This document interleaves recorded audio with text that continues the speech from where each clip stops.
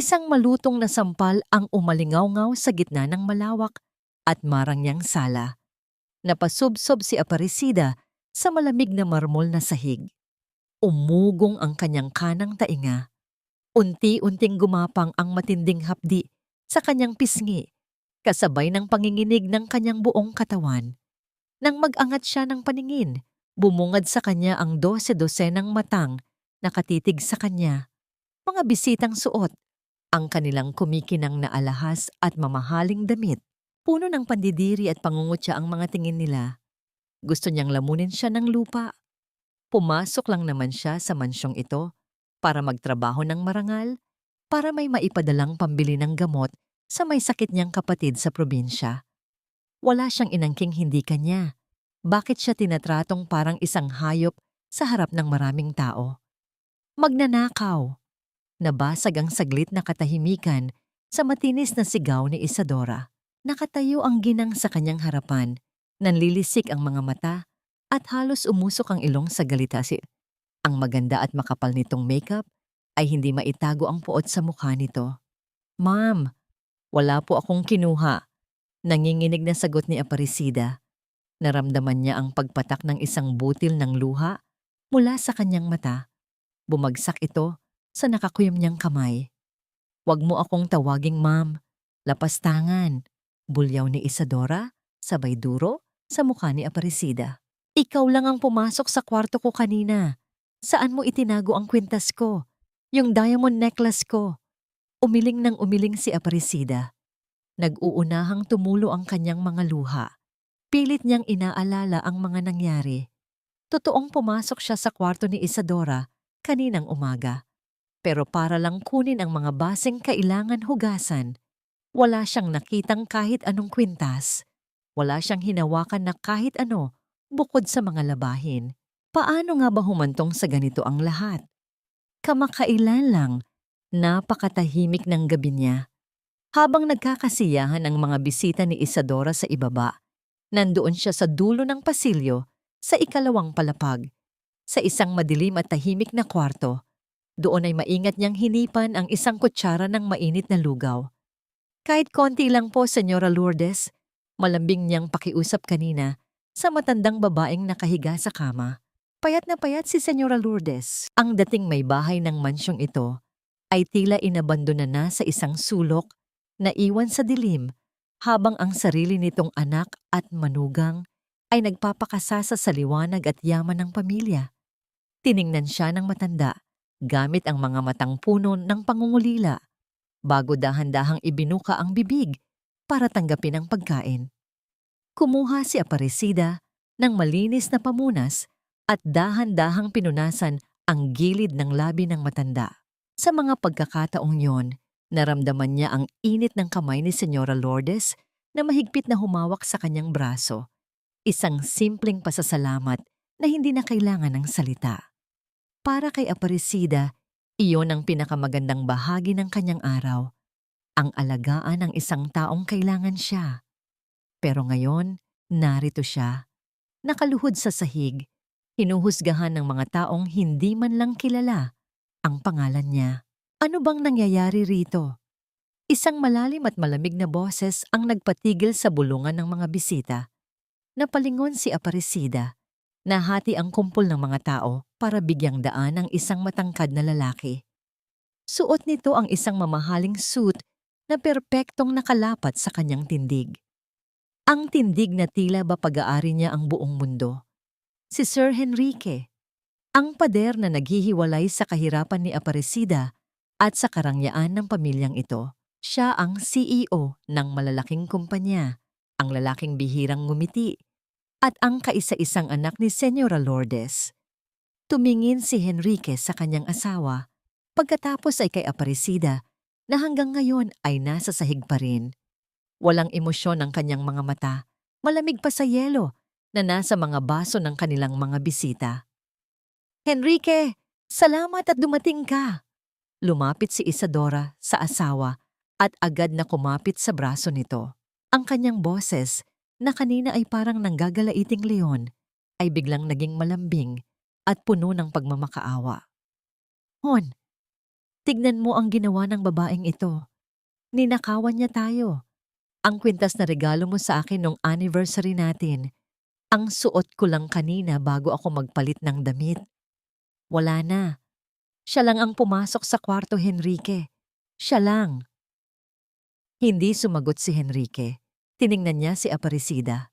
Totoo ba ito?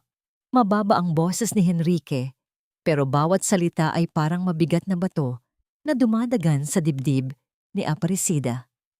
Hindi po, sir. Hindi ko po magagawa iyon. Pautal-utal na sagot ni Aparecida. Sinubukan niyang tumayo, pero nanghihina ang kanyang mga tuhod. Sir, alam niyo po kung paano ako magtrabaho. Ang tanging laman lang po ng isip ko ay ang alagaan ng nanay niyo. Hindi ko po kailangan ng brilyante, sir. Ang kailangan ko lang po ay ang sahod ko para sa gamot ng kapatid ko.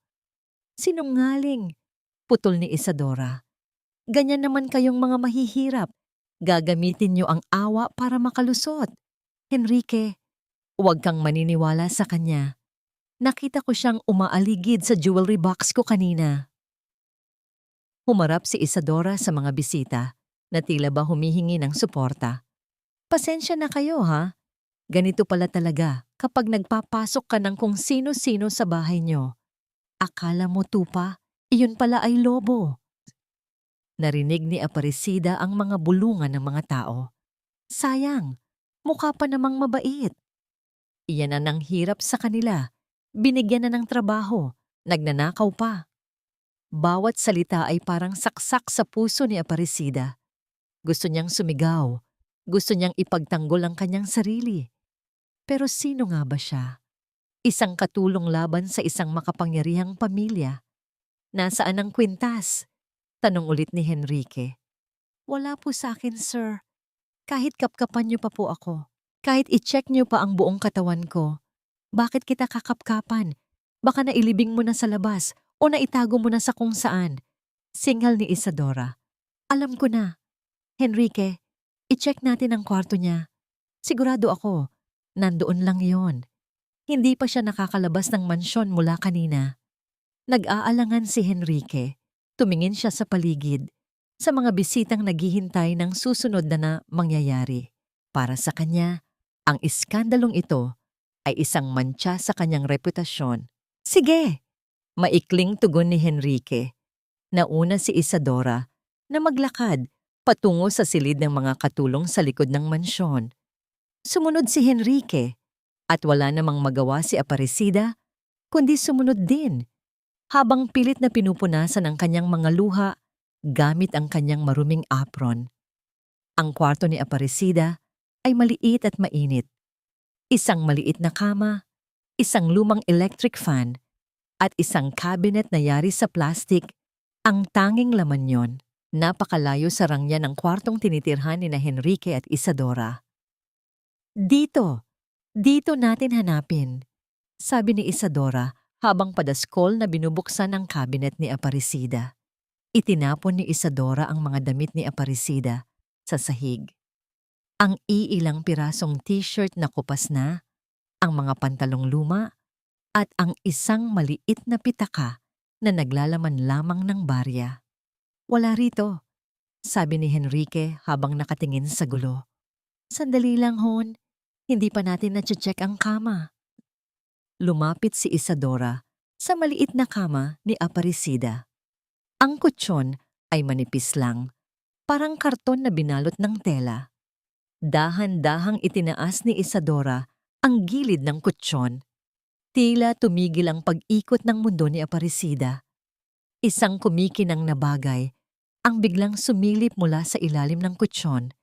Sa ilalim ng bumbilya ng kwarto, ang mga brilyante ay naglabas ng nakakasilaw na liwanag. Ang kwintas. Ayan! Sigaw ni Isadora na tila ba nanalo sa loterya. Sabi ko na nga ba, Henrique, tignan mo, narito ang kwintas ko. Kinuha ni Isadora ang kwintas at itinaas ito sa harap ng mukha ni Henrique. Pagkatapos, tumingin siya kay Aparecida nang may mapanguyam ng ngiti. Napako si Aparecida sa kanyang kinatatayuan. Ang kanyang puso ay tila tumalon palabas ng kanyang dibdib. Hindi, hindi maaari. Bulong niya. Paano? Paano napunta dyan yan? Tumingin siya kay Henrique. Umaasa siyang makakakita ng kahit kaunting duda sa mga mata nito. Umaasa siyang maaalala nito ang mga gabi na siya ang nagpuyat para bantayan ang kanyang ina habang ito ay nasa trabaho. Pero mali siya. Ang mga mata ni Henrique ay wala ng emosyon. Ang tanging nandoon na lang ay ang matinding pagkadismaya at galit. Dahan-dahang lumapit si Henrique kay Aparecida. Ang bawat hakbang nito ay parang hatol ng kamatayan para sa kanya. Pinagkatiwalaan kita, Aparecida, sabi ni Henrique. Ang kanyang boses ay mahina pero puno ng bagsik. Ibinigay ko sa iyo ang susi ng bahay na ito. Ibinigay ko sa iyo ang kalusugan ng nanay ko. At ito ang isusukli mo sa amin? Sir, maniwala po kayo. Itinanim lang po iyan dyan. Wala po akong kinuha. Lumuhod si Aparecida sa harap ni Henrique. Pilit na hinahawakan ang laylayan ng pantalon nito. Sir, parang awa niyo na. Alam niyo pong hindi ko magagawa iyon. Padaskol na binawi ni Henrique ang kanyang binti. Huwag mo akong hawakan. Tumingin si Henrique kay Isadora na ngayon ay masayang nililinis ang kwintas gamit ang kanyang panyo. Pagkatapos ay muling ibinalik ang tingin sa nagmamakaawang babae sa sahig. Ilang taon ka na rito, Aparecida? Akala ko ba iba ka sa kanila? Akala ko ba totoo ang pagmamalasakit mo kay Mama? Umiling si Henrique. Isang mapait na ngiti ang sumilay sa kanyang mga labi. Nagkamali ako. Tama nga si Isadora. Ang mga taong katulad mo, hanggang sa huli, pera lang ang tinitignan. Hindi po totoo yan, sir. Mahal ko po si Senyora Lourdes. Sigaw ni Aparecida sa gitna ng kanyang paghagulgol. Huwag mong banggitin ang pangalan ng nanay ko. Wala kang karapatan. Bulyaw ni Henrique. Tumingin siya sa pintuan ng kwarto kung saan ilang mga bodyguards na ang nakatayo. Ilabas niyo siya rito. Ngayon din. Hon, hindi ba natin tatawag ang pulis? Tanong ni Isadora habang nakatitig ng matalim kay Aparecida. Tumingin si Henrique kay Aparecida sa huling pagkakataon. May kung anong kumurot sa puso niya nang makita ang matinding paghihirap sa mukha ng babae, pero agad niya itong iwinaksi. Ang ebidensya ay nasa harap na niya. Wala nang dapat pang pag-usapan. Huwag na. Ayoko nang magkaroon ng mas mahabang iskandalo, sagot ni Henrique. Palayasin niyo siya at siguraduhin niyo na hindi na siya makakatapak muli sa lupang ito. Kinaladkad ng dalawang malalaking lalaki si Aparecida palabas ng kwarto.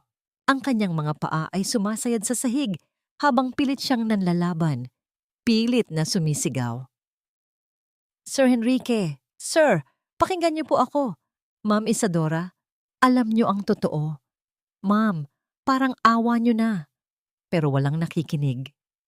Ang tanging sagot sa kanya ay ang tunog ng malakas na ulan na nagsisimula nang bumuhos sa labas.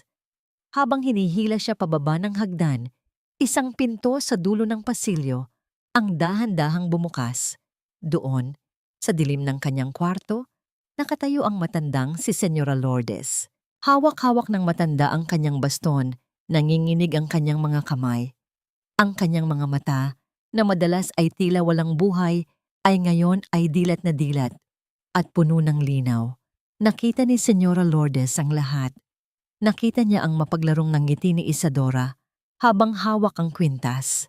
Nakita niya ang pagkabulag ng kanyang sariling anak at nakita niya ang pagkaladkad sa tanging taong nagbigay sa kanya ng tunay na pagkalinga sa loob ng maraming taon.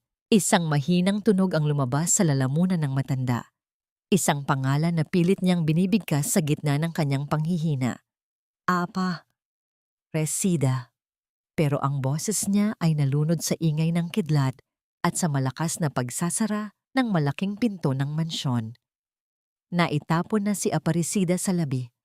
Sa gitna ng dilim, sa gitna ng uno Naiwan si Henrique sa gitna ng sala, habang ang kanyang asawa ay masayang bumabalik sa mga bisita para ipagmalaki na nahanap na ang alahas.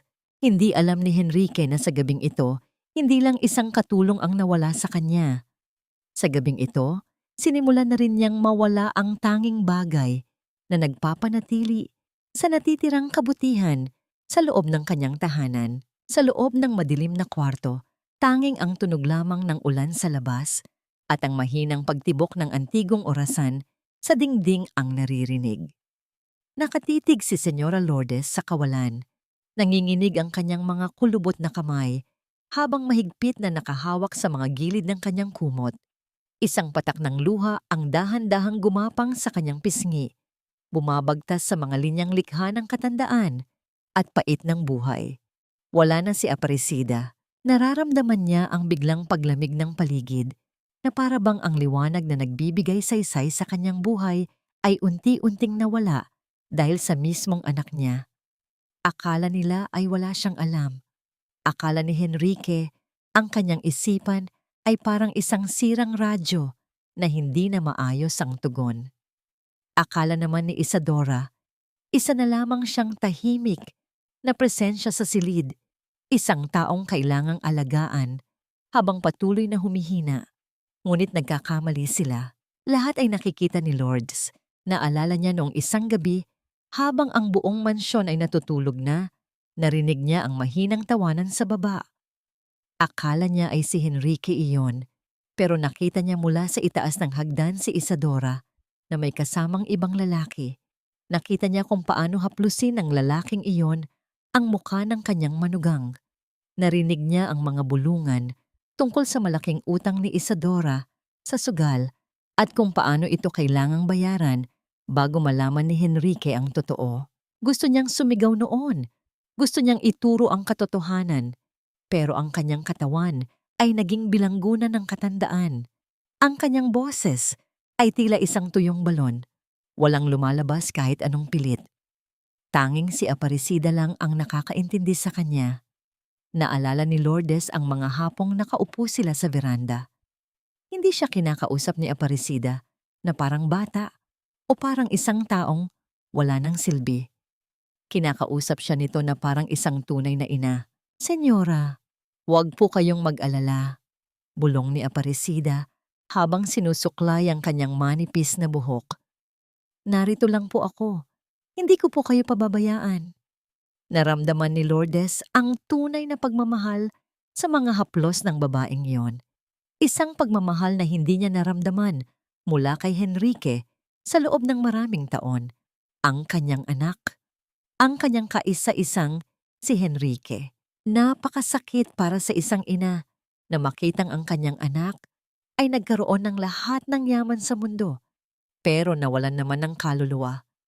Ang batang dating malambing at laging humahalik sa kanyang kamay ay naging isang lalaking bato, bulag sa katotohanan at bingi sa pagsusumamo ng katarungan. Pinilit ni Lourdes na bumangon mula sa kanyang pagkakahiga. Bawat galaw ay isang kalbaryo. Ang kanyang mga buto ay dumadaing sa sakit, pero mas matindi ang hapdi sa kanyang kalooban. Dahan-dahan siyang lumapit sa kanyang lumang kabinet. Sa ilalim ng mga nakatuping damit, kinuha niya ang isang maliit na kahon na yari sa pelus. Ito ang huling alaala ng kanyang yumaong asawa. Isang lihim na kayamanan na hindi alam ni Isadora. Binuksan niya ang kahon. Kumikinang sa loob ang isang pares ng gintong singsing at isang luma pero mahalagang kasulatan. Hindi ko hahayaang mabulok ka sa hirap, Aparecida. Bulong ng matanda sa kanyang isip. Ikaw na nagbigay sa akin ng liwanag. Ikaw ang karapat-dapat sa huling liwanag na mayroon ako. Kumuha siya ng isang pirasong papel at isang ballpen. Sa pamamagitan ng kanyang nanginginig na kamay, nagsimula siyang magsulat. Bawat titik ay parang isang dasal. Bawat salita ay isang pagtatapat. Isinulat niya ang lahat ng kanyang nakita. Ang pagtataksil ni Isadora, ang mga kasinungalingan sa loob ng bahay na ito, at ang katotohanan tungkol sa kwintas na ninakaw ni Isadora para lamang ipitin si Aparecida. Pagkatapos, maingat niyang inilagay ang sulat sa loob ng maliit na kahon. Narinig niya ang mga yabag sa labas ng kanyang pinto. Ang mabibigat na hakbang ni Henrique. Mabilis niyang itinago ang kahon sa ilalim ng kanyang unan at muling humiga. Pilit na ipinikit ang mga mata at nagkunwaring natutulog. Bumukas ang pinto. Pumasok ang amoy ng mamahaling pabango ni Henrique, pero para kay Lourdes, amoy ito ng isang bahay na wala ng buhay. Naramdaman niya ang pag-upo ni Henrique sa tabi ng kanyang kama. "Ma," mahinang tawag ni Henrique, "wala na ang nagnanakaw sa atin. Huwag na kayong matatakot. Kukuha ako ng mas magaling na nurse para sa inyo. Yung professional talaga." Gusto ni Lourdes na bumangon at sampalin ang kanyang anak. Gusto niyang isigaw na ang tunay na nagnanakaw ay nasa kabilang kwarto lang, kasiping nito gabi-gabi. Pero nanatili siyang tahimik. Hindi pa ito ang oras. "Ma, bakit hindi kayo sumasagot?" Tanong ni Henrique. May halong pag-aalala sa boses. Hinawakan ni Henrique ang kamay ng kanyang ina. Pero naramdaman ni Lourdes na ang kamay na yon ay hindi na ang kamay ng kanyang anak. Kamay na yon ng isang taong hindi na marunong makaramdam. Narinig ni Lourdes ang buntong hininga ni Henrique bago ito tumayo at lumabas ng kwarto. Nang muling gumaan ang paligid, imulat ni Lourdes ang kanyang mga mata. Tumingin siya sa bintana, kung saan ang ulan ay tila walang balak tumigil. Naalala niya ang sinabi niya kay Aparecida nung isang araw. "Aparecida, hawakan mo itong kahon na ito.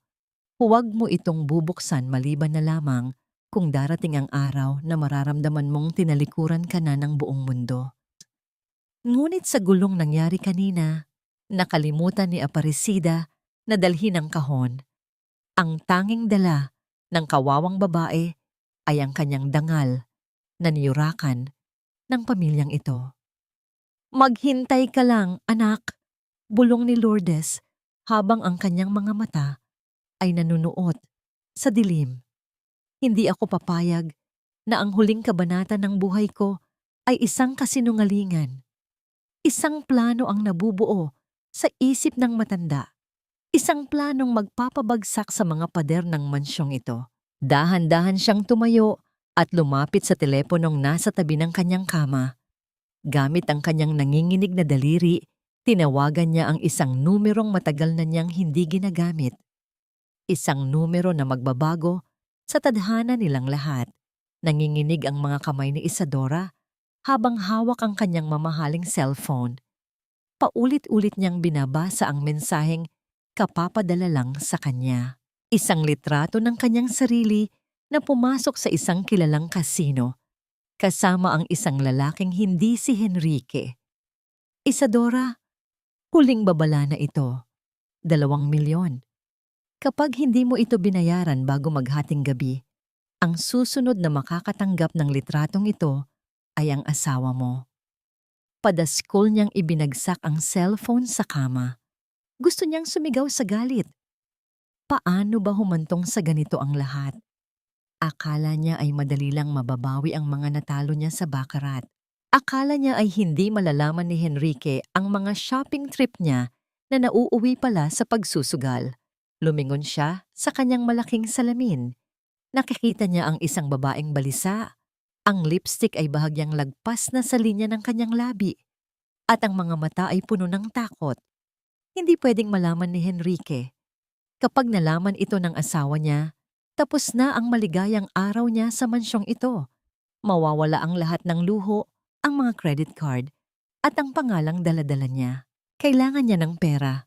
Ngayon din. Binuksan niya ang kanyang jewelry box.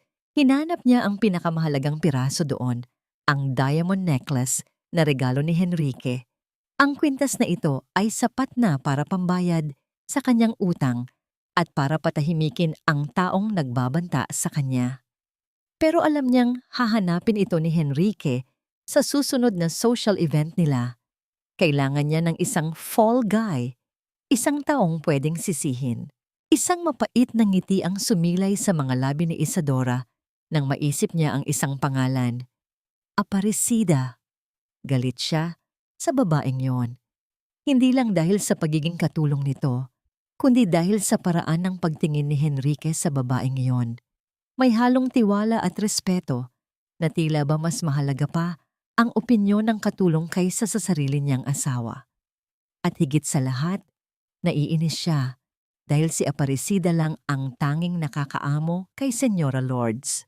Pakiramdam ni Isadora, unti-unting nawawala ang kontrol niya sa mansyong ito dahil sa presensya ng perpektong katulong na yon. Masyado kang mabait, Aparecida. Bulong ni Isadora sa kanyang sarili habang kinukuha ang isang replika ng kwintas na ipinagawa niya noon para sa isang photoshoot. Magkamukhang magkamukha ang dalawa. Sa dilim, walang makakapansin na ang isa ay gawa lamang sa kristal at hindi sa tunay na brilyante. Maingat niyang inilagay ang tunay na kwintas sa loob ng kanyang bag. Pagkatapos, dahan-dahan siyang lumabas ng kwarto. Sigurado siyang nasa kusina si Aparecida dahil oras na para ihanda ang gamot ni Señora Lourdes. Ito na ang pagkakataon niya. Mabilis siyang naglakad patungo sa silid ng mga katulong sa likod ng bahay. Ang amoy ng detergent at luma ng gamit ay nagpangiwi sa kanyang ilong. "Kaderder," bulong niya habang pumasok sa maliit na kwarto ni Aparecida. Mabilis niyang itinaas ang manipis na kutsyon ng kama. Doon, sa gitna ng alikabok, isiningit niya ang pekeng kwintas. "Diyan ka lang," sabi niya nang may halong tagumpay. "Diyan ka lang hanggang sa dumating ang hatol mo." Lumabas siya ng kwarto nang walang nakakakita. Bumalik siya sa kanyang sariling silid at uminom ng isang basong wine para pakalmahin ang kanyang sarili. Kailangan niyang maging magaling na artista. Kailangan niyang palabasin na siya ang biktima. Narinig niya ang busina ng sasakyan ni Henrique sa labas. Dumating na ang kanyang asawa. Ito na ang hudyat. Agad na ginulo ni Isadora ang kanyang buhok. Itinapon niya ang ilang gamit sa sahig ng kanyang kwarto para magmukhang hinalughog ito. Pinahiran niya ng konting tubig ang kanyang mga mata para magmukhang galing sa iyak. "Henrique! Henrique!" Tumakbo siya pababa ng hagdan habang sumisigaw. Ang kanyang boses ay puno ng pekeng sindak. Saktong pagbukas ng pinto, sinalubong niya si Henrique ng isang yakap na tila ba hihimatayin siya sa takot. "Hon, anong nangyari? Bakit ka umiiyak?" Gulat na tanong ni Henrique. "Ang kwintas ko." "Henrique, nawawala ang kwintas ko. May pumasok sa kwarto natin habang wala ka." Tumingin si Henrique sa paligid. Nakita ang gulo sa sala at ang ilang mga bisitang kararating lang para sa dinner party nila. "Sino ang pumasok?" tanong ni Henrique. Ang boses ay nagsisimula ng maging seryoso. Tumingin si Isadora sa direksyon ng kusina, kung saan lumbas si Aparecida na may dalang tray, mukhang naguguluhan sa eksenang nadatnan. "Siya," turo ni Isadora kay Aparecida. "Siya lang ang nakita kong lumabas sa kwarto ko kanina bago ako mag-shower. Siya lang, Henrique." Lahat ng mata sa loob ng mansyon ay napalingon kay Aparecida. Nakita ni Isadora ang takot sa mga mata ng katulong. Nakita niya ang pagkalito. At higit sa lahat, nakita niya ang simula ng pagbagsak ng kanyang kaaway. "I-check ang kwarto niya," sigaw ni Isadora sa mga bodyguards. Ngayon din, habang nagkakagulo ang lahat, isang anino ang nakatitig sa kanila mula sa itaas ng hagdan. Si Señora Lourdes nakita ng matanda ang mabilis na pagngisi ni Isadora bago ito muling nagkunwaring umiiyak sa balikat ni Henrique. Alam ni Lourdes ang lahat, at sa pagkakataong ito, hindi lang si Aparecida ang nanganganib. Sa gitna ng kaguluhan, isang tunog ng mensahe ang muling narinig mula sa bag ni Isadora. Isang mensahe na hindi niya napansin dahil sa sobrang kagalakan sa kanyang plano. Isang mensaheng magiging mitya ng sarili niyang kapahamakan. Ang ingay sa loob ng mansyon ay tila isang matalim na kutsilyong humihiwa sa katahimikan ng gabi. Pagpasok pa lang ni Henrique sa pintuan, sinalubong na siya ng kaguluhan. Ang kanyang asawang si Isadora ay humihikbi, habang ang mga bisita ay nagbubulungan sa bawat sulok ng malawak na sala. "Henrique, salamat at nandito ka na." Sumubsob si Isadora sa kanyang dibdib. Naramdaman ni Henrique ang panginginig ng mga balikat ng asawa. Ninakawan tayo, Hon. Ang diamond necklace na ibinigay mo, nawawala. Tumingin si Henrique kay Aparecida na nakatayo sa isang sulok, nakayuko, at mahigpit na nakahawak sa kanyang apron. Putlang-putla ang katulong at bakas, ang takot sa mga mata nito. Sa loob ng ilang taon, si Aparecida ang nagsilbing kanang kamay niya pagdating sa pag-aalaga kay Señora Lourdes. Hindi siya kailanman nagpakita ng kahit anong senyales ng kasamaan, pero ang ebidensya ng gulo sa itaas at ang mariing paratang ni Isadora ay hindi niya pwedeng baliwalain. Bilang CEO ng isang malaking kumpanya, kailangan niyang maging lohikal. Hindi pwedeng emosyon ang manaig. Sigurado ka ba, Isadora? Tanong ni Henrique. Ang boses ay seryoso at malamig. Sino pa ba ang pumasok sa kwarto ko, Henrique? Siya lang ang inutusan kong magligpit doon kanina. Itinuro ni Isadora si Aparecida nang may halong puot. Wala siyang ibang ginawa kundi umaligid sa mga gamit ko. Akala ko ay tapat siya, pero nagkamali pala tayo. Humarap si Henrique kay Aparecida. Ano ang masasabi mo, Aparecida? Sir, maniwala po kayo. Nanginginig ang boses ng katulong. Wala po akong kinuha. Pumasok po ako para maglinis, pero hindi ko man lang hinawakan ang jewelry box ni Ma'am Isadora. Nagsisinungaling siya! Sigaw ni Isadora. I-check natin ang kwarto niya. Kung wala siyang itinatago, papayag siyang i-search ang mga gamit niya. Tumingin si Henrique sa paligid. Ang mga bisita ay nanonood. Naghihintay ng kanyang susunod na hakbang. Ang dangal ng pamilya nila, ang nakataya rito. Hindi niya pwedeng hayaang mapahiya ang kanyang asawa sa harap ng maraming tao. Sige, maikling sagot ni Henrique. Pumunta tayo sa quarters. Naglakad sila patungo sa likod ng mansyon. Ramdam ni Henrique ang bigat ng bawat hakbang ni Aparecida sa likuran nila. Pagpasok sa maliit na silid, agad na hinalughog ni Isadora ang lahat. Itinapon ang mga lumang damit, binuksan ang maliit na cabinet, at hinalungkat ang bawat sulok. Hanggang sa lumapit si Isadora sa kama. Sa isang mabilis na galaw, itinaas ni Isadora ang manipis na kutsyon. Isang kislap ng liwanag ang bumungad sa kanila. Ang diamond necklace. Tila tumigil ang paghinga ni Henrique. Ang tiwala na itinanim niya kay Aparecida sa loob ng mahabang panahon ay biglang gumuho na parang kastilyong buhangin. Ito ba ang sinasabi mong wala kang kinuha? Dahan-dahang binaling ni Henrique ang kanyang tingin kay Aparecida. Ang kanyang galit ay hindi sumisigaw, kundi isang malamig na apoy na nanunuot sa kanyang mga mata. Sir, hindi ko po alam kung paano napunta dyan yan. Itinanim lang po yan. Sigaw ni Aparecida habang lumuluhod sa sahig. Sino ang magtatanim niyan dito? Kami. Bakit namin gagawin yon sa isang katulong na tulad mo? Bulyaw ni Isadora. Henrique, tignan mo. Ninakawan niya tayo pagkatapos ng lahat ng kabutihang ipinakita natin sa kanya. Tama na, putol ni Henrique. Hindi niya kayang tignan ang mukha ni Aparecida. Pakiramdam niya ay niloko siya ng taong pinagkatiwalaan niya sa kaligtasan ng kanyang sariling ina. Sir, parang awa niyo na. Isipin niyo po si Señora Lourdes. Paano na po siya kung wala ako? Pagmamakaawa ni Aparecida, habang pilit na hinahawakan ng binti ni Henrique. Huwag mong gagamitin ang nanay ko para makalusot sa krimen mo. Galit na sabi ni Henrique, habang pilit na tinatanggal ang kamay ng katulong.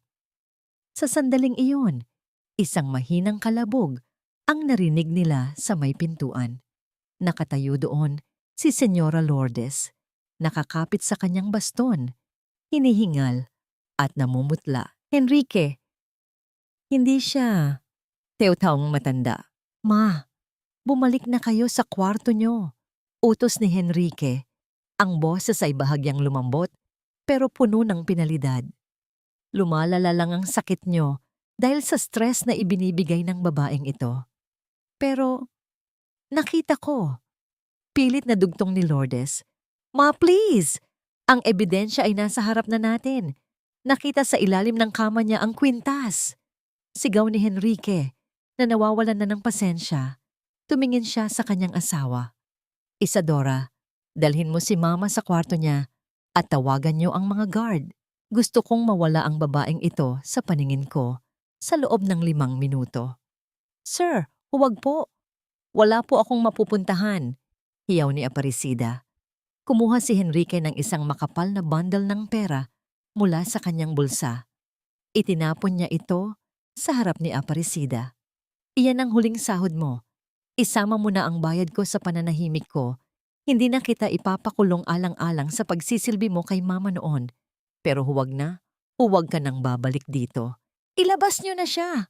Tiutos ni Henrique sa mga dumarating na guard. Pinanood ni Henrique kung paano kaladkarin si Aparecida palabas ng mansyon sa gitna ng malakas na ulan. Ang mga pagsamo nito ay unti-unting nalunod sa tunog ng bagyo.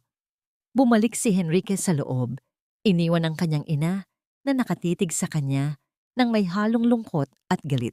Hindi alam ni Henrique na sa gabing ito, ang kwintas na nahanap niya ay isang pekeng alahas lamang, pero ang pagkakamaling nagawa niya ay isang totoong sugat na hinding-hindi na maghihilom.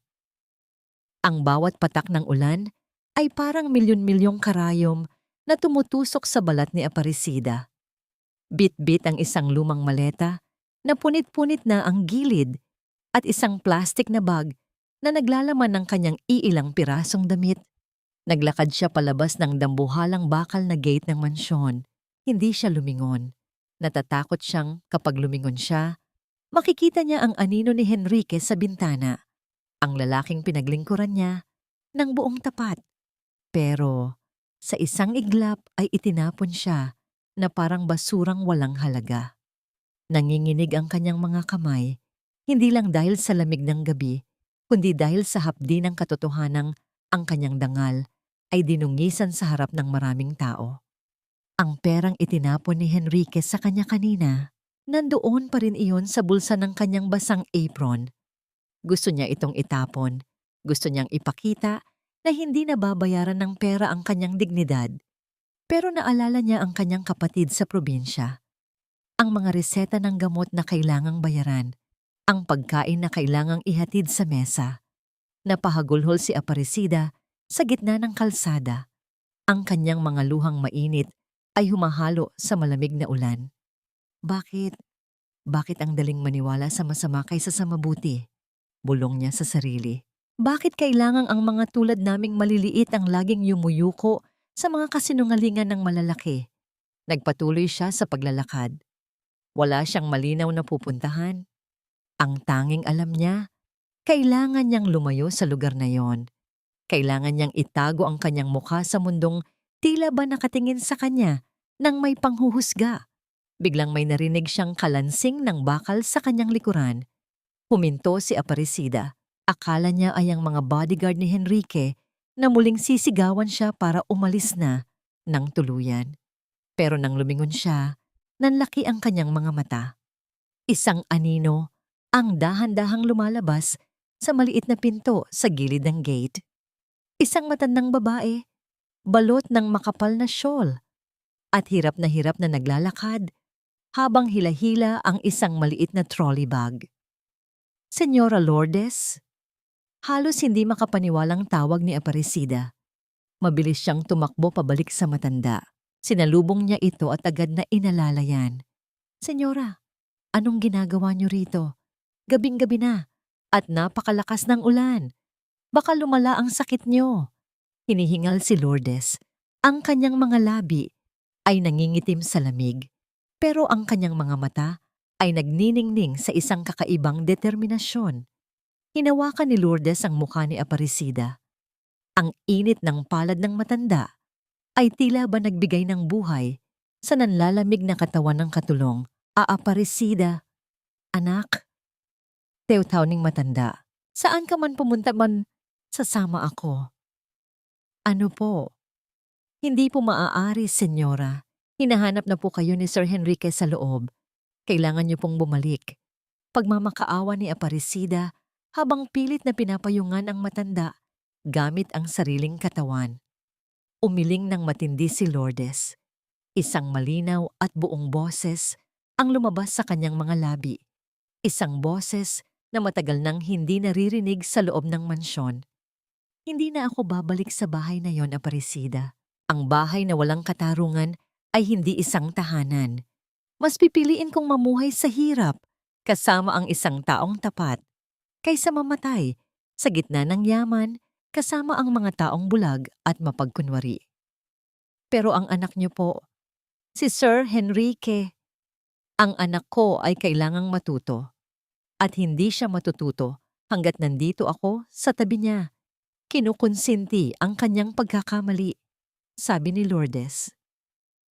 Hinawakan ni Lourdes ang kamay ni Aparecida nang napakahigpit.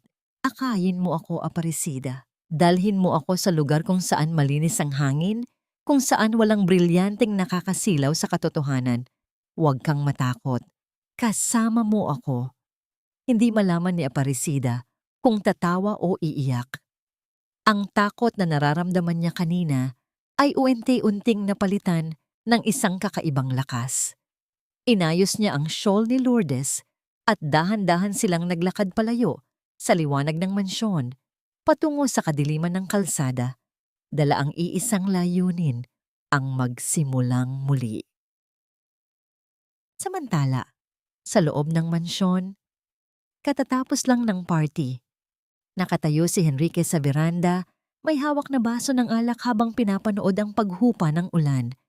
Pakiramdam niya ay dapat siyang maging masaya dahil nahanap na ang alahas.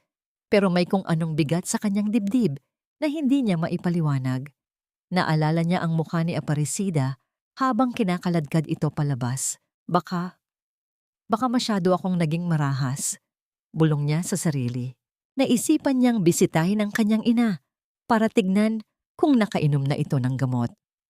Alam niyang si Isadora na ang nag-aasikaso rito ngayon, pero gusto niyang humingi ng tawad sa matanda dahil sa gulo kanina.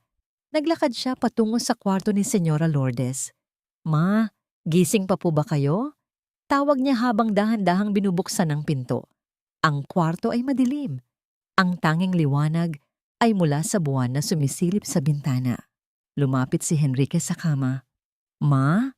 Hinawakan niya ang kumot. Malamig. Mabilis niyang binuksan ang ilaw. Ang kama ay maayos na nakatiklop, pero walang tao. Ang cabinet ay bahagyang nakabukas at wala na ang paboritong shawl ng kanyang ina. Napatulala si Henrique. Ang kanyang puso ay nagsimulang tumibok ng mabilis dahil sa kaba. Sa gitna ng kama, may isang puting sobreng nakapatong. Dahan-dahan niyang kinuha ang sobre at binuksan ito. Ang sulat ay maikli lang, pero sapat na para gumuho ang mundo ni Henrique.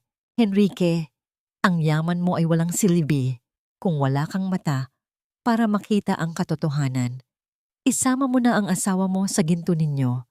Aalis ako, kasama ang tanging taong marunong magmahal ng totoo. Huwag mo kaming hanapin. Masaya na ako sa piling ni Aparecida." Nabitawan ni Henrique ang baso ng alak. Nababasag ito sa sahig, kasabay ng pagkabasag ng katahimikan sa kanyang isipan. "Ma! Mama!" Sigaw niya habang tumatakbo palabas ng kwarto. "Isadora! Isadora! Nawawala si Mama!" Ang buong mansyon ay muling nagkagulo, pero sa pagkakataong ito, walang perang makakabili sa katahimikang nawala.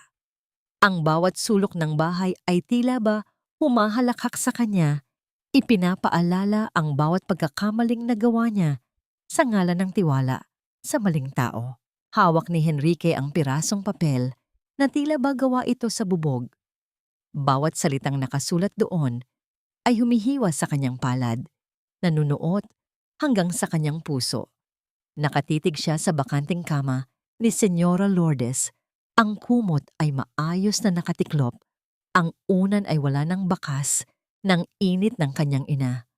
Tanging ang amoy na lang ng lavender na paborito ni Lourdes ang naiwan sa hangin, isang amoy na ngayon ay tila nanunumbat sa kanya. "Ma," bulong ni Henrique. Ang boses niya ay gumaralgal, isang tunog na hindi niya akalaing lalabas sa kanyang lalamunan. Muli niyang binasa ang sulat. Henrique, ang yaman mo ay walang silbi kung wala kang mata para makita ang katotohanan. Nagtayo ka ng isang gintong hawla para sa akin, pero hinayaan mong magutom ang aking kaluluwa. Napaupo si Henrique sa gilid ng kama. Parang biglang nawalan ng lakas ang kanyang mga binti. Naalala niya ang lahat ng beses na pumasok siya sa kwartong ito para lamang tignan ang kanyang relo, para magtanong kung uminom na ba ng gamot ang ina.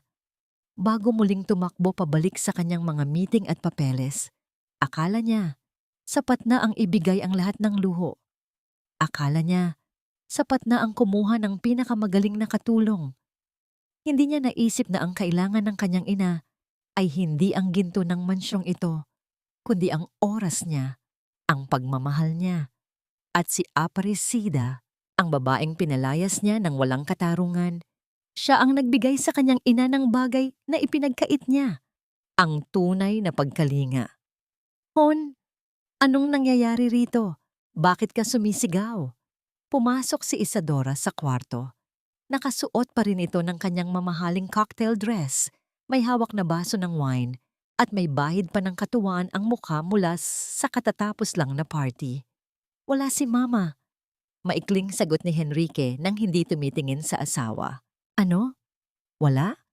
Baka naman nasa garden lang o nasa kusina, sagot ni Isadora, sabay higop sa kanyang alak. Alam mo naman ang nanay mo, baka ulyanin na talaga. Minsan hindi na alam ang ginagawa. Tumayo si Henrique. Humarap siya kay Isadora na may mga matang puno ng apoy. Ulyanin? Isadora, umalis siya. Sumama siya kay Aparecida. Iniwan niya ang bahay na ito dahil hindi na niya masikmura ang lamig dito. Bahagyang nagulat si Isadora pero mabilis din itong nakabawi. Humalakhak siya ng mahina, isang tunog na tila ba nanggagaling sa isang pusong walang pakiramdam. Sumama sa katulong. Diyos ko, Henrique, sabi ko na nga ba, may masamang impluwensya ang babaeng iyon sa nanay mo. Siguradong ginayuman niya si Mama para makuha ang loob nito. Baka pati ang mga alahas ni Mama ay ninakaw na rin nila. Tumahimik ka, bulyaw ni Henrique. Napaatras si Isadora sa gulat. Ngayon lang siya sinigawan ni Henrique ng ganito. Hindi nagnanakaw si Aparecida. Kung nagnanakaw siya, bakit niya isasama ang isang matandang may sakit na magiging pabigat lang sa kanya sa labas? Bakit niya kailangang maghirap kung pwede naman siyang tumakas ng mag-isa dala ang pera? Bakit mo ako sinisigawan? Ako ang asawa mo, Henrique. Ako ang biktima rito. Muling nagkunwaring umiiyak si Isadora. Hindi na siya pinansin ni Henrique. Nilagpasan niya ang asawa at lumabas ng kwarto. Naglakad siya patungo sa kusina, ang lugar na bihirang-bihira niyang puntahan. Madilim ang kusina at napakatahimik. Binuksan niya ang ilaw. Sa ibabaw ng counter, nakita niya ang isang maliit na kaldero. Binuksan niya ito. May lamang lugaw. Malamig na. Ito siguro ang lugaw na inihanda ni Aparecida para sa hapunan ng kanyang ina bago ito pinalayas. Isang simpleng pagkain, pero alam ni Henrique na inihanda ito ng may pagmamahal. Kumuha siya ng kutsara at tinikman ng lugaw. Malamig, matabang, at mapait sa kanyang panlasa. Pero sa bawat subo, naaalala niya ang mga hapon na naririnig niya ang tawa ng kanyang ina mula sa hardin habang kausap si Aparecida. Ngayon lang niya naramdaman ang tunay na kahulugan ng salitang mag-isa. Sa gitna ng dambuhalang mansyong ito, sa gitna ng lahat ng kanyang milyones, siya ang pinakamahirap na tao sa mundo. Nawala ang kanyang ina. Nawala ang tanging taong tapat sa kanya. Bumalik siya sa kwarto ni Señora Lourdes. Hindi siya susuko. Kailangan niyang mahanap ang kanyang ina. Sinimulan niyang halughugin ang mga gamit ni Lourdes, umaasang may makikitang address o kahit anong pahiwatig kung saan sila pwedeng pumunta. Binuksan niya ang mga drawer, tinignan ang ilalim ng kama, hanggang sa mapansin niya ang isang malaking painting ng kanilang pamilya na nakasabit sa dingding. May kung anong mali sa posisyon ng painting. Bahagya itong nakatagilig. Lumapit si Henrique at dahan-dahang inurong ang painting. Nanlaki ang kanyang mga mata. Sa likod ng painting ay may isang maliit na bakal na pinto. Isang vault. Hindi niya alam na may vault ang kanyang ina sa kwartong ito. Sa loob ng 30 taon ng paninirahan nila rito, ngayon lang niya ito nakita. Nanginginig ang kanyang mga daliri habang sinusubukan ang iba't ibang kombinasyon. Birthday niya. Birthday ng kanyang tatay. Click! Bumukas ang vault. Inaasahan ni Henrique na makakakita siya ng mga bundle ng pera o mga gintong alahas. Pero ang bumungad sa kanya ay isang lumang notebook, isang USB flash drive, at isang makapal na envelope na may pangalan niya. Para kay Henrique, kinuha niya ang USB at mabilis na bumalik sa kanyang library. Isinalpak niya ito sa kanyang laptop. Habang naglo-load ang mga files, bumibilis ang tibok ng puso ni Henrique. May kung anong kaba ang bumabalot sa kanya. Isang pakiramdam na ang mga makikita niya ay tuluyang magpapabago sa kanyang buhay at sa tingin niya sa babaeng natutulog sa kabilang kwarto. Lumabas ang unang video file.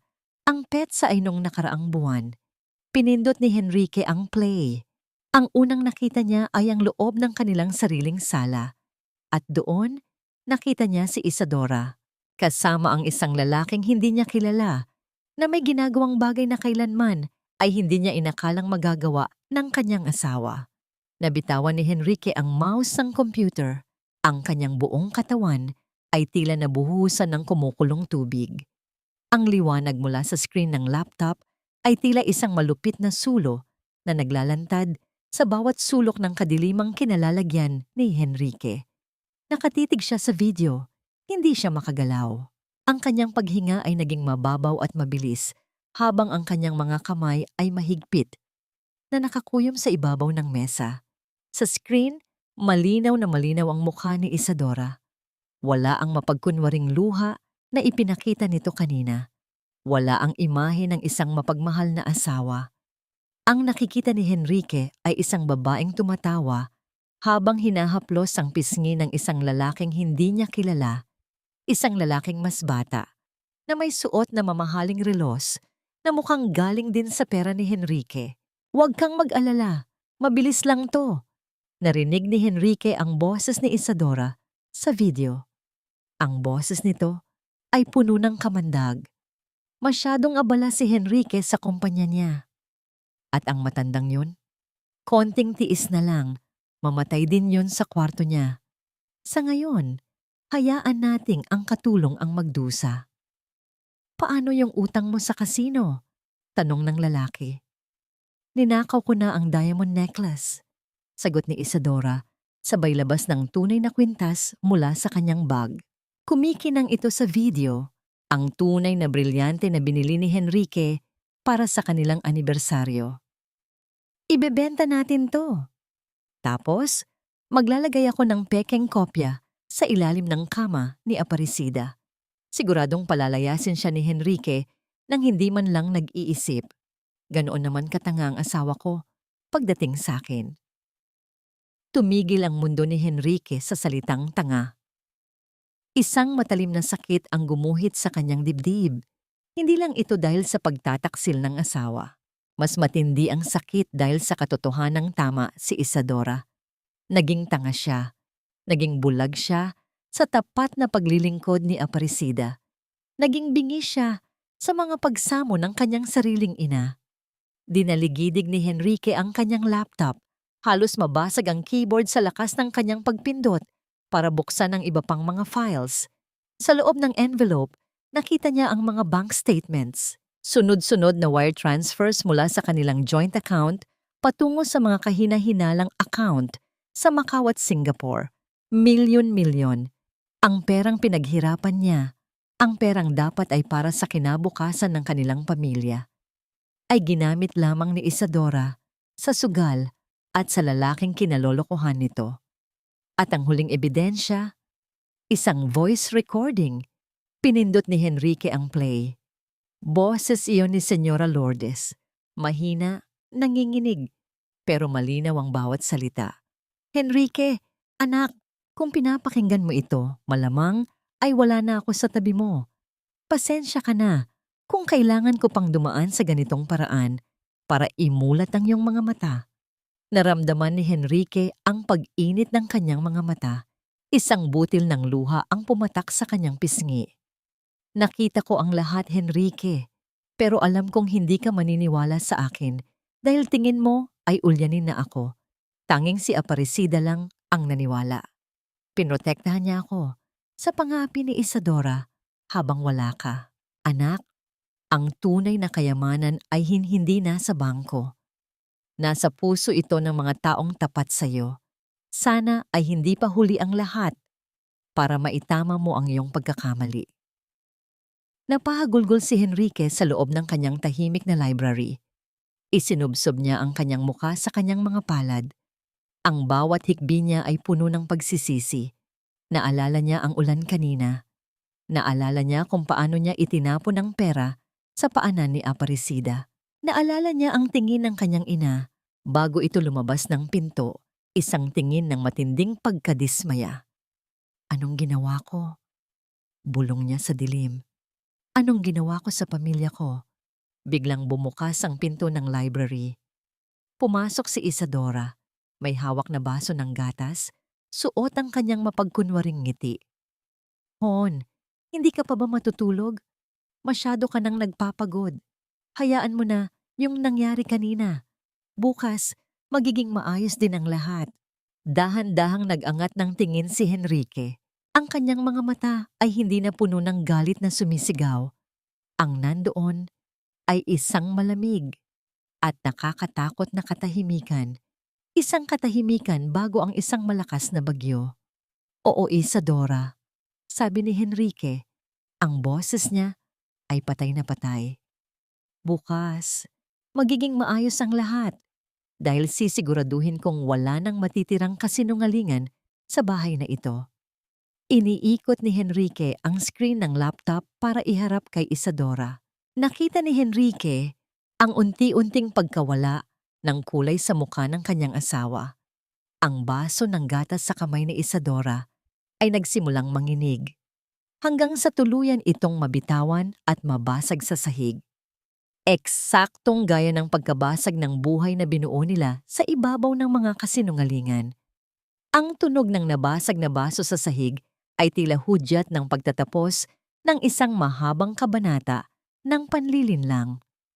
Putlang-putla si Isadora. Ang kanyang mga labi na kanina ay puno ng matatamis na salita ay nanginginig na ngayon. Nakatitig siya sa screen ng laptop kung saan paulit-ulit na nagpe-play ang video ng kanyang pagtataksil. Hohon, pakinggan mo ako. Hindi yan totoo. Pakana lang yan ni Aparecida. Ine-edit niya yan para sirain tayo. Humakbang palapit si Isadora. Pilit na hinahawakan ng kamay ni Henrique, pero mabilis itong binawi ng lalaki. In-edit? Ang boses ni Henrique ay parang galing sa ilalim ng lupa. Malamig, tuyo, at puno ng puot. Pati ba ang boses ni Mama sa recording, in-edit din niya? Pati ba ang mga bank statements na nagpapatunay na ninanakawan mo ang kumpanya ko para pambayad sa sugal mo at sa lalaki mo, gawa-gawa lang din ni Aparecida? Henrique, please, nagkamali lang ako. Isang beses lang yon. Mahal kita, hon. Lumuhod si Isadora sa sahig, sa gitna ng mga basag na bubog ng baso. Hindi niya alintana ang sakit sa kanyang mga tuhod. Ang tanging nasa isip niya ay kung paano isasalba ang marangyang buhay na malapit nang mawala. Isang beses, isang mapait na tawa ang kumawala sa mga labi ni Henrique. Nakita ko ang mga pet sa Isadora. Buwan-buwan, taon-taon mo akong ginagawang tanga. Habang nagpapakapagod ako sa trabaho para maibigay sa iyo ang lahat, abala ka sa paglustay ng pera ko at sa pagpapahirap sa nanay ko. Biglang nagbago ang anyo ni Isadora. Nang makita niyang hindi natatalab ang kanyang pag-iyak, tumayo siya. Pinunasan niya ang kanyang mga luha at hinarap si Henrique nang may nanlilisik na mga mata. Ang maskara ng pagiging perfect wife ay tuluyan ng nalaglag. O sige, aminado ako. Ginawa ko yon, sigaw ni Isadora. Pero bakit ko ginawa? Dahil nakakasawa ka, Henrique. Wala kang oras para sa akin. Lagi ka na lang sa opisina. O kaya naman ay nakabuntot sa ulyanin mong ina. Anong akala mo sa akin? Dekorasyon lang sa mansyong ito? Napatitig si Henrique sa babaeng nasa harap niya. Ito na ba ang asawang pinangakuan niya ng habang buhay? Ang babaeng ito na ngayon ay tinatawag na ulyanin ang kanyang ina? Napakasama mo. Bulong ni Henrique. Masama. Halakhak ni Isadora. Masama rin ang nanay mo. Alam mo bang lagi niya akong tinitignan na parang alam niya ang lahat? Nakakasulasok ang presensya niya rito. Kaya tama lang na pinalayas ko ang katulong na yon. At tama lang na sumama ang nanay mo sa kanya. Bagay sila sa basura. Isang malakas na sampal ang dumapo sa pisngi ni Isadora. Natahimik ang buong silid. Hingal na hingal si Henrique. Ang kanyang buong katawan ay nanginginig sa galit na hindi na niya mapigilan. Huwag na huwag mong pagsasalitaan ng ganyan ng nanay ko, sabi ni Henrique. Ang bawat salita ay parang talsik ng apoy. Lumabas ka. Ngayon din. Ano? Akin ang bahay na ito. Asawa mo ako. Wala kang pag-aari rito, Isadora. Ang lahat ng nakikita mo, ang damit na suot mo, ang alahas na ninakaw mo, lahat yan ay binawi ko na sa sandaling napanood ko ang video na yan. Kinuha ni Henrique ang kanyang cellphone at tumawag sa security. Dalin niyo ang mga gamit ni Ma'am Isadora sa labas ng gate. Ngayon din. At huwag niyo siyang hahayaang makatapak muli sa loob ng property na ito. Henrique, hindi mo pwedeng gawin ito sa akin. Magdedemanda ako. Sigaw ni Isadora habang hinihila siya ng dalawang malalaking bodyguard palabas ng library. Hindi na lumingon si Henrique. Pinakinggan niya ang mga sigaw at pagmumura ni Isadora habang kinakaladkad ito pababa ng hagdan hanggang sa marinig niya ang malakas na pagsasara ng pinto sa ibaba. Katahimikan. Isang nakabibinging katahimikan ang bumalot sa malaking mansyon. Naglakad si Henrique patungo sa bintana. Nakita niya ang sasakyan ng mga guard na inilalabas si Isadora sa gate. Gaya ng pagpapalayas niya kay Aparecida kanina, itinapon din si Isadora sa gitna ng gabi. Pero walang awa na nararamdaman si Henrique. Ang tanging nararamdaman niya ay ang matinding bigat ng kanyang sariling pagkakamali. Napatingin siya sa kanyang sariling refleksyon sa bintana. Nakita niya ang isang lalaking mayaman sa labas, pero hungkag at wasak sa loob. Aparecida, nasaan na kayo? Lumipas ang ilang oras.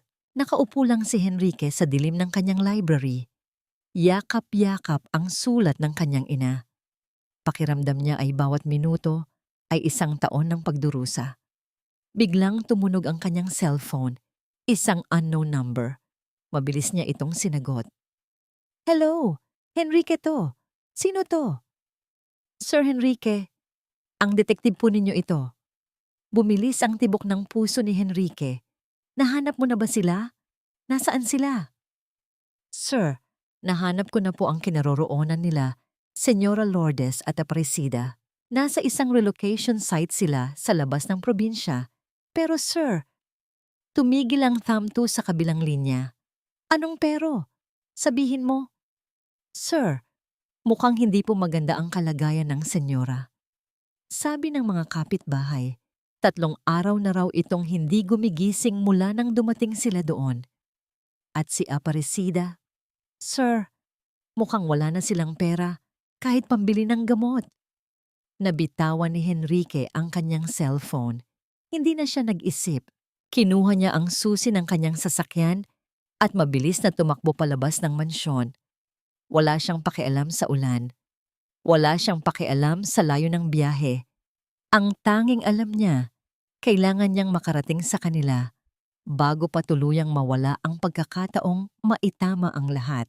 Ang tulo ng ulan Sa butas-butas na bubong ng maliit na silid ay tila isang malungkot na musika sa pandinig ni Aparecida. Gabi-gabi ay kailangan niyang maglagay ng mga balde sa bawat sulok para hindi tuluyang mabaha ang kanilang tinutuluyan. Isang maliit at masikip na kwarto sa gitna ng isang relocation site. Napakalayo sa kintab at bango ng mansyon na pinanggalingan nila. Senyora, uminom po muna kayo ng tubig. Dahan-dahang inalalaya ni Aparecida si Senyora Lourdes. Mainit na mainit ang katawan ng matanda. Ang kanyang mga labi ay putlang-putla at ang bawat paghinga niya ay tila isang mabigat na pakikipaglaban. 3 araw na mula nang lagnatin ang matanda dahil sa pagkabasa sa ulan noong gabing lumayas sila. Kinuha ni Aparecida ang huling piraso ng barya sa kanyang bulsa. Nilimas na niya ang lahat ng perang ibinigay ni Henrique noon para lamang pambili ng gamot at gatas para kay Lourdes. Kahit ang sarili niyang singsing na galing pa sa kanyang yumaong ina, ay naisanla na rin niya kaninang umaga. Wala na siyang ititira para sa kanyang sarili, pero wala siyang pakialam. Mas mahalaga sa kanya ang buhay ng matandang itinuring na siyang tunay na anak. Apa, Resida, teotaw ni Lourdes. Andito po ako, senyora. Huwag po kayong mag-alala. Magiging maayos din po ang lahat, sabi ni Aparecida habang pinupunasan ng basang bimpo ang noo ng matanda. Pinilit ni Lourdes na imulat ang kanyang mga mata. Tumingin siya sa paligid ng madilim at tulo-tuloy na kwarto. Pagkatapos ay muling ibinaling ang tingin kay Aparecida. Yung kahon. Naalala ni Aparecida ang maliit na kahon na bitbit ni Lourdes noong gabing iyon. Inabot niya ito mula sa ilalim ng kanilang kaisa-isang papag. Buksan mo, anak, utos ni Lourdes. Nanginginig ang mga daliri ni Aparecida habang binubuksan ang kahon. Ang akala niya ay mga gamot o lumang litrato ang laman nito. Pero nanlaki ang kanyang mga mata nang makita ang kumikinang na ginto sa loob. Isang pares ng antigong singsing na may malalaking hiyas at isang nakatuping papel na may selyo ng gobyerno. Senyora, ano po ito? Iyan ang huling pamana ng aking asawa, sabi ni Lourdes. Ang boses ay mahina pero puno ng determinasyon. Ang papel na yan ay titulo ng isang maliit na bahay sa probinsya. Ipinangalan ko na yan sa'yo, Aparecida. Iyan ang kabayaran sa lahat ng paghihirap mo sa pag-aalaga sa isang matandang tulad ko na kinalimutan na ng sariling dugo. Nabitawan ni Aparecida ang papel. Napailing siya habang bumabagsak ang kanyang mga luha. Hindi ko po ito matatanggap, senyora. Hindi ko po kayo inalagaan para sa bahay o para sa ginto. Inalagaan ko po kayo dahil kayo lang ang nakakita sa akin bilang tao. Kayo lang ang nagparamdam sa akin na may halaga ako. Tanggapin mo, anak, pilit ni Lourdes. Dahil kung mawawala man ako, gusto kong malaman na may matutuluyan ka, na hindi ka na muling yuyuko sa mga taong tulad ni Isadora. Niyakap ni Aparecida ang matanda. Naghalo ang kanilang mga luha sa gitna ng kadiliman ng silid. Sa sandaling iyon, naramdaman ni Aparecida ang isang uri ng kayamanan na hindi kailanman mapapantayan ng brilyante. Ang kayamanan ng isang pusong nagmamahal nang walang hinihintay na kapalit. Biglang may narinig silang malakas na katok sa pinto. Bang, bang, bang. Napaigtad si Aparecida. Ang lugar na ito ay puno ng mga lasenggo at mga taong naghahanap ng gulo. Agad niyang itinago ang kahon sa ilalim ng unan ni Lourdes. Sino yan? Sigaw ni Aparecida habang kinukuha ang isang lumang walis para ipagtanggol ang kanilang sarili. Walang sumagot, pero mas lalong lumakas ang katok. Tila ba gigibain ang marupok na pintong gawa lamang sa plywood. Umalis kayo! Wala kaming pera rito! Sigaw muli ni Aparecida. Biglang tumigil ang katok. Sandaling namayani ang katahimikan bago dahan-dahang bumukas ang pinto. Ang liwanag mula sa poste ng kalsada ay sumilip sa loob ng silid. Isang matangkad na anino ang nakatayo sa pintuan.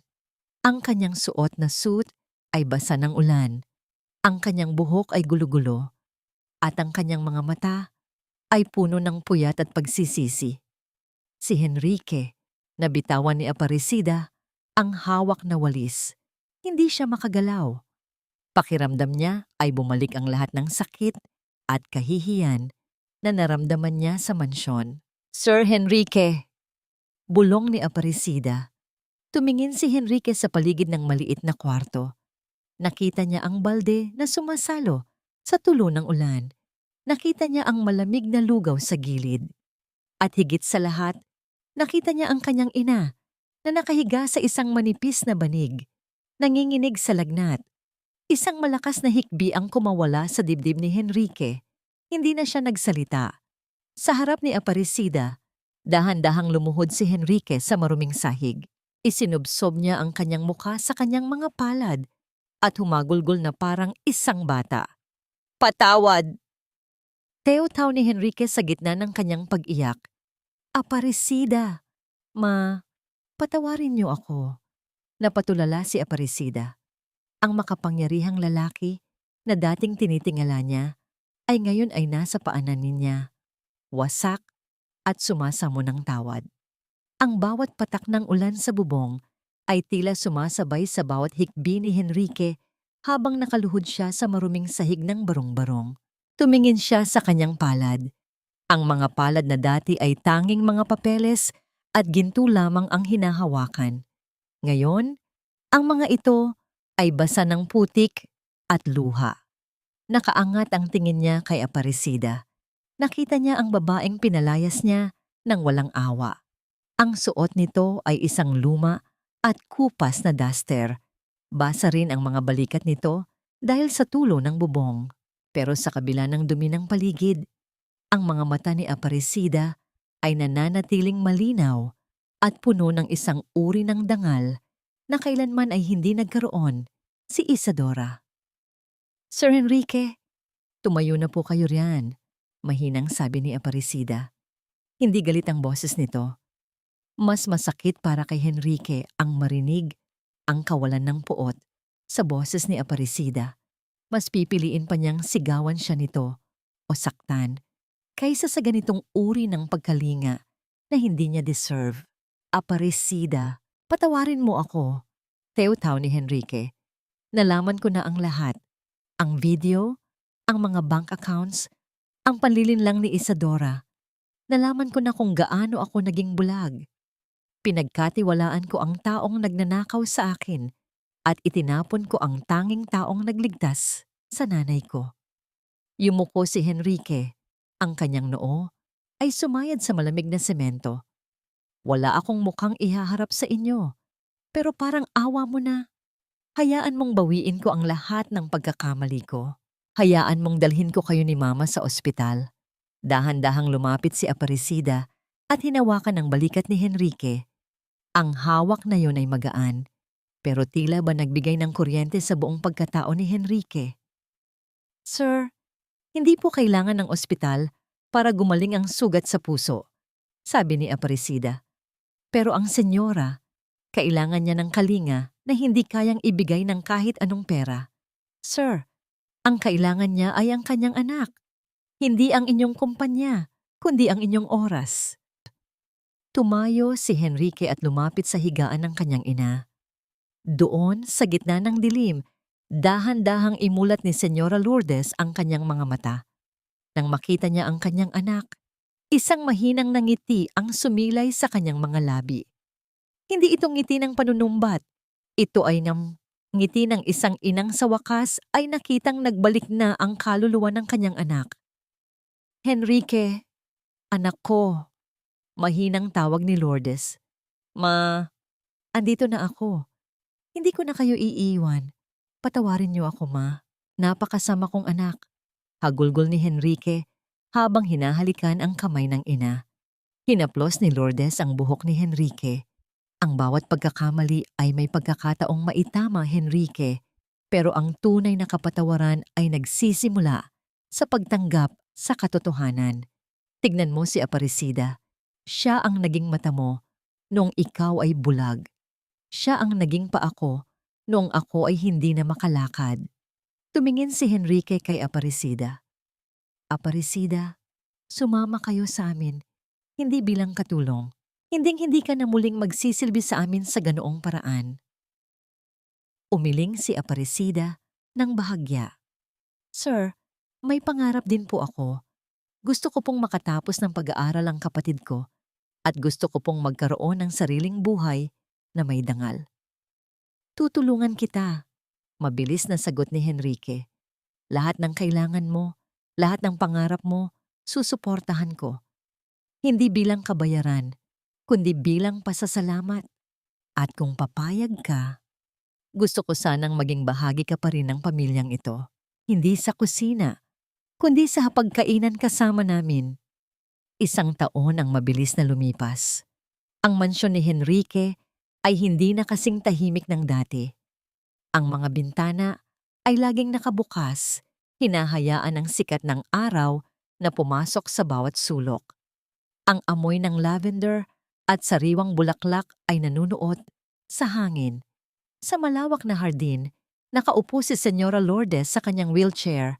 May hawak na libro at masayang pinapanood ang mga ibon. Wala na ang kanyang ubo at ang kanyang mga mata ay muling nagniningning. Sa tabi niya ay nakaupo si Aparecida. Hindi na ito naka-apron. Suot niya ang isang maayos na bestida at may hawak na mga dokumento para sa foundation na itinatag ni Henrique para sa mga biktima ng pang-aabuso. Si Aparecida na ngayon ang namamahala sa mga outreach programs ng pamilya. Nahanap na niya ang kanyang tunay na boses. Isang boses na tumutulong sa mga tulad niyang dati ay walang boses sa lipunan. Lumabas si Henrique mula sa loob ng mansyon. May dalang tray ng tsa. Wala na ang kanyang mamahaling suit. Suot lang niya ay isang simpleng t-shirt at maong. Ang kanyang muka ay mas bata tignan. Wala na ang mga linya ng stress at galit.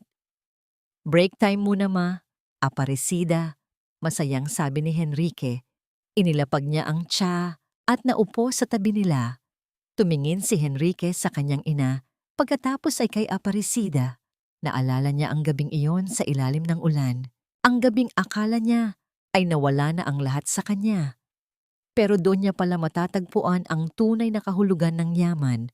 Ang yaman ay hindi nasusukat sa kintab ng brilyante o sa laki ng mansyon. Ang tunay na yaman ay matatagpuan sa bawat yakap ng isang ina, sa tapat na tingin ng isang kaibigan, at sa kapayapaang dulot ng isang malinis na konsensya. Sa gitna ng tawanan at kwentuhan, isang malamig na hangin ang umihip sa hardin. Pero sa pagkakataong ito, hindi na ito nagdala ng lamig. Ang dala nito ay ang init ng pag-asa at ang katiyakan na sa pamilyang ito. Wala ng pader ng kawalang bahala ang muling itatayo. Sapagkat sa huli, ang pag-ibig at katotohanan ang tanging brilyanteng hinding-hindi kukupas dan sabdidis.